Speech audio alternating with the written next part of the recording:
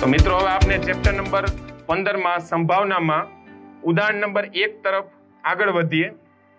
રકમ કંઈક આ રીતના છે કે સિક્કાને આપણે એક વખત ઉછાળવામાં આવે, બરોબર, તો એમાં છાપ એટલે કે હેડ, બરોબર છે, મળવાની સંભાવના અને કાંટો એટલે મીન્સ કે ટેલ મળવાની સંભાવના કેટલી છે. રેડી? તો આપણે પેલા સ્ટાર્ટ કર્યું શું કે સિક્કાને ધારો કે એક વખત ઉછાળતા શક્ય પરિણામો કેટલા છે? કુલ 2, એટલે મીન્સ કે છાપ અને કાંટો.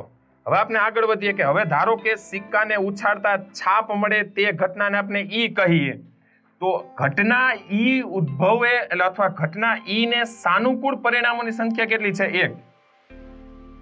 આપણે નીચે હવે સ્ટાર્ટ કરીએ કે ઘટના ઈ ને સાનુકૂળ પરિણામોની સંખ્યા કેટલી છે? 1 છે, બરોબર. તો તેથી P ઓફ E એટલે કે P ઓફ છાપ બરાબર E ને સાનુકૂળ પરિણામની સંખ્યા ના છેદમાં શક્ય તમામ પરિણામની સંખ્યા. એટલે કુલ થશે શું કે ઈ ઘટના ઈ ને સાનુકૂળ પરિણામની સંખ્યા કેટલી હતી? 1, અને કુલ કેટલી હતી? 2. એનો મતલબ કે P ઓફ E બરાબર શું આવશે? 1/2. રેડી? હવે આ જ રીતના મિત્રો આપણે છાપ માટે પણ શું કરશું કે હવે ધારો કે હવે ધારો કે સિક્કાને ઉછળતા કાંટો મળે તે ઘટનાને હવે આપણે શું કીધું? E1. આને જો આપણે E કહીએ તો એને E1 પણ કહી શકીએ, E2 પણ કહી શકીએ. હવે ધારો કે સિક્કાને ઉછાળતા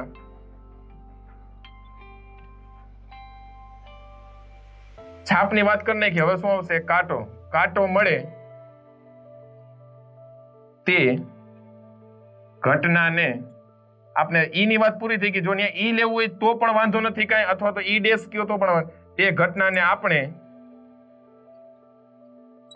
ઈ ડેશ કહીએ. તો એના મતલબ શું આવશે? ઘટના ઈ ડેશ ને સાનુકૂળ કુલ પરિણામોની સંખ્યા કેટલી થશે?